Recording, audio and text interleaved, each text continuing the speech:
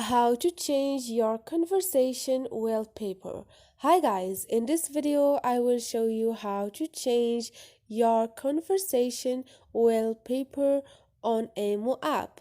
Easy and quick. So first thing, go to your Amo application. Once you are here, click on the conversation you want to change the wallpaper. Once you are here, click on the profile icon.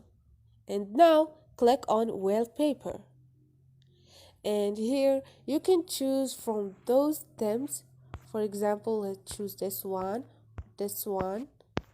or this one, whatever you want. You can also pick a picture from your gallery by click on Amo library and choose a picture from your gallery. And this is it. Once you are done, click on the check icon, and you can set this wallpaper for everyone or just for this contact. For example, just for this contact. And this is it. Easy and quick. Don't forget to subscribe and like.